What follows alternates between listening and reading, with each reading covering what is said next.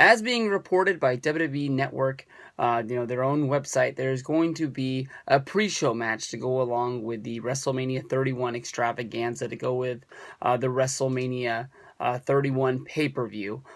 They've been trumping the fact that basically there's going to be a 2-hour pre-show that goes on before the 4-hour WrestleMania 31 show.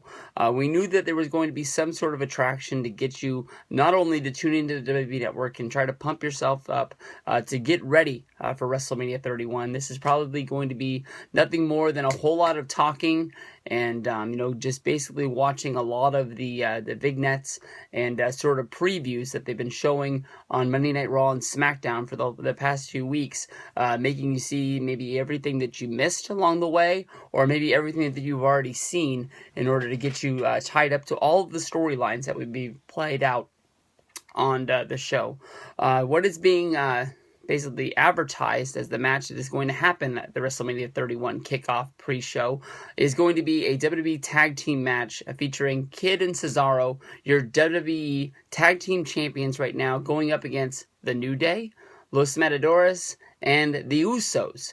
We do not know at this time, basically, if the Usos are going to be able to work this match, or maybe if Jey Uso, who is reported as being injured on last week's Monday Night Raw, if he is healed up and he's going to be able to actually be physical in this match, or if Jey Uso is just mainly going to be playing the part of stand on that turnbuckle and basically don't tag in. We just need to have a fourth team out there. We have so many other teams inside of WWE right now, being the Primetime Players and the Ascension, not being used on the WrestleMania 31 card. The Primetime Players, a team that just reunited in order to fight the Ascension just a few weeks ago on Monday Night Raw, and the Ascension, a team that dominated through NXT for the good part of 2 years before finally losing their NXT Tag Championships and then being promoted up to the main card. Here we are, maybe 2 months later. You got to think they had their first pay-per-view match at the Royal Rumble.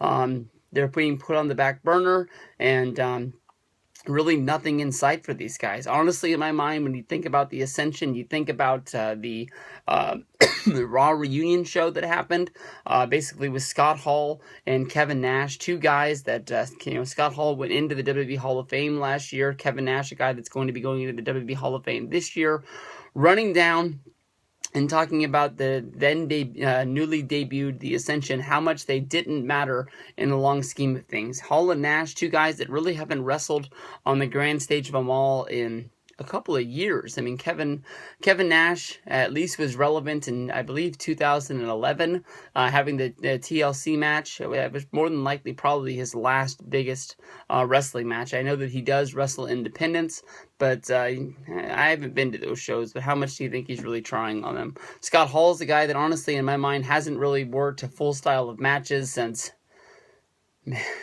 he left. He left WWE in 2002. He wrestled through TNA for 2003.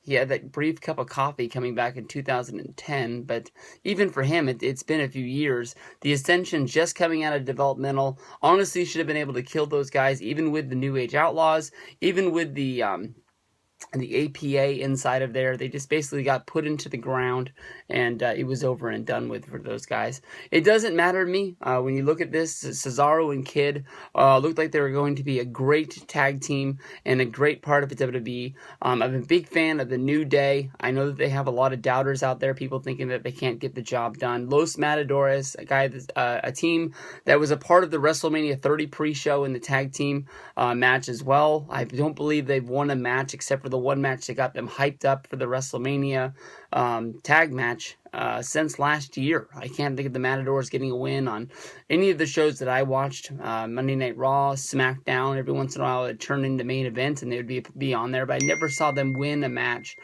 Maybe they're getting wins on Superstars and people will report that, but as of right now, I'm not sure. So in my mind, this match comes down to Cesaro and Kid going up against the New Day.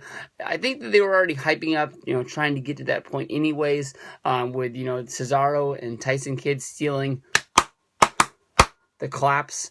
You don't want to come down with the clap, kids. That's all I got to tell you.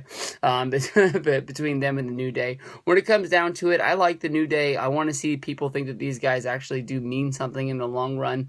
Maybe they weren't what they were supposed to be when Xavier Woods came down and confronted Biggie Langston and Kofi Kingston, giving that sort of Malcolm X style of promo. But I would like to see people actually think that these guys as relevant, or break them up, put them on their own separate paths, and make Biggie Langston mean something as well as Kofi Kingston. People have been talking about Kofi turning heel for a long time, and we haven't been able to see it. But as of right now, Kid and Cesaro are just clicking, and I want to see them continue on with those WWF Tag Team Championships.